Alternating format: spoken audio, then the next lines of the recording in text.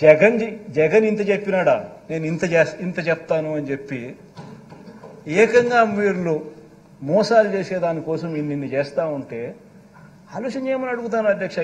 ప్రతి కుటుంబం కూడా దీంట్లో చర్చ జరగాల.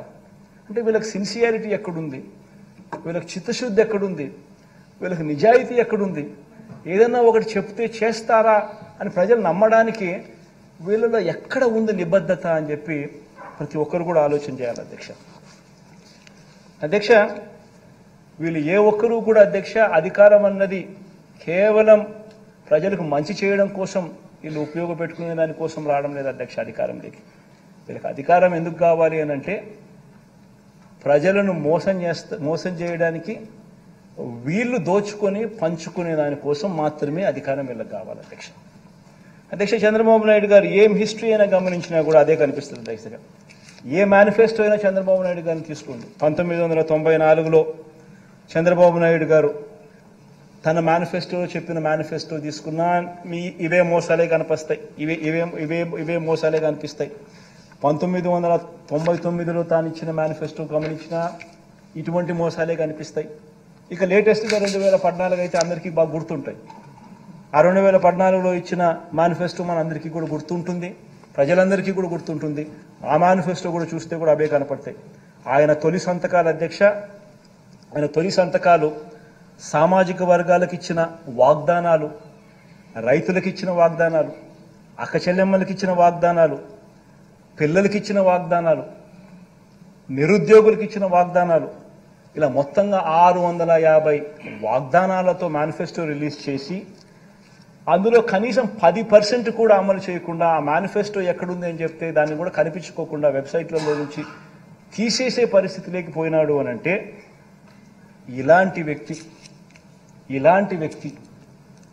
2024 ఎన్నికల్లో ఇలాంటి వ్యక్తిని నమ్మడం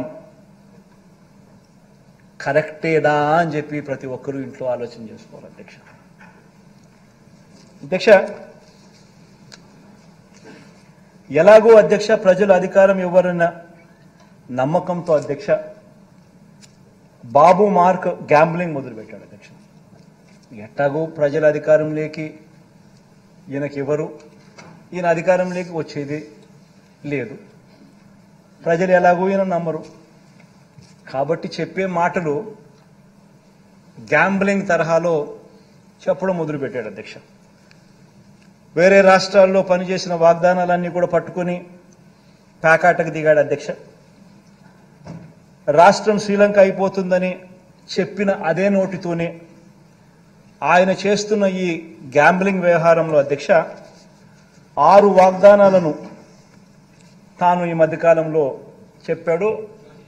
ఈ 6 వాగ్దానాలు కూడా ఓన్లీ శాంపుల్. ఈ 6 వాగ్దానాలు ఇంకా ఈ 6 వాగ్దానాలకు ఇంకా అదనపుగా చాలా వస్తాయి అని చెప్పి కూడా చెప్పాడు అధ్యక్ష. అధ్యక్ష, నేను ఒకసారి ఇక్కడ ప్రతి ఒక్కరికి కూడా ఆలోచన చేయమని అడుగుతా ఉన్నాను.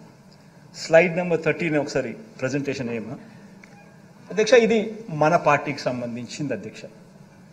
మన పార్టీకి సంబంధించి అధ్యక్ష ఈ 5 సంవత్సరాలలో డీబీటీ అయితే నేరుగా బటన్ నొక్కి అక్క చెల్లెమ్మల కుటుంబాల ఖాతాలోకి పంపించడం అయితేనేమి, నాన్ డీబీటీ అంటే నేను చెప్పినట్టుగా ఇంతకుముందు ఇళ్ల స్థలాలు, ఇళ్ల పట్టాలు, ఈ సంపూర్ణ పోషణం, గోరుముద్ద, విద్యా కానుక ఇటువంటివి అయితేనేమి, ఇవన్నీ కూడా ఒకసారి హౌస్ సైట్స్ ఇటువంటివన్నీ కూడా గమనిస్తే అధ్యక్ష రాష్ట్ర ప్రభుత్వం ఖర్చు ఎంత చేసింది అని చెప్పి గమనించినట్టయితే అధ్యక్ష హౌస్ సైట్స్ కూడా అధ్యక్ష మార్కెట్ విలువ తీసుకోలేదు. రాష్ట్ర ప్రభుత్వం ఎంతైతే డబ్బు ఖర్చు పెట్టిందో దాని విలువ తీసుకున్నాం. మార్కెట్ విలువ తీసుకుంటే దాని విలువ ఇంకా ఎక్కువ ఉంటుంది, అది వేరే విషయం.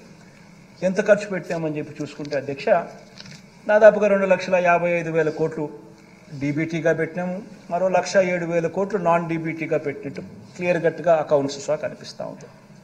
అంటే మొత్తంగా సంవత్సరానికి 72,000, సంవత్సరానికి 70,000 కోట్ల రూపాయలు రాష్ట్ర ప్రభుత్వం 5 సంవత్సరాలలో సంవత్సరానికి 70,000 కోట్ల రూపాయలు ఖర్చు చేసినట్టుగా ఇక్కడ మనం చేయగలిగాము అధ్యక్ష, చూపిస్తా ఉన్నాం అధ్యక్ష. మరి దీంట్లో కూడా అధ్యక్ష గమనించాల్సింది ఏంటంటే అధ్యక్ష మనం ఈ 70,000 కోట్ల సంవత్సరానికి మనం ఖర్చు చేసేది మనం పెడితే దీంట్లో ఏ ప్రభుత్వం అన్నా రాని అధ్యక్ష, ఏ ప్రభుత్వం అన్నా రాని అధ్యక్ష, కొన్ని పథకాలు ఎవరు రద్దు చేయలేరు అధ్యక్ష. ఇప్పుడు మనం 66,34,000 మందికి నేను పెన్షన్ ఇస్తా ఉన్నాం. మనం ఈ 66,34,000 మందికి మనం పెన్షన్ ఇస్తా ఉన్నాం. దానికి సంవత్సరానికి అయ్యే ఖర్చు 23,600 కోట్లు. ఇది ఏ ప్రభుత్వమైనా రద్దు చేసే పరిస్థితి ఎవరికీ లేదు.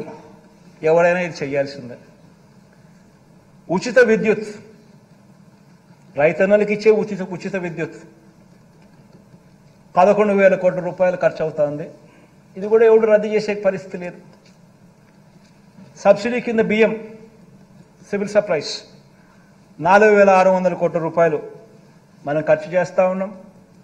ఇది కూడా ఎవరు టచ్ కూడా చేయలేని సబ్జెక్టు.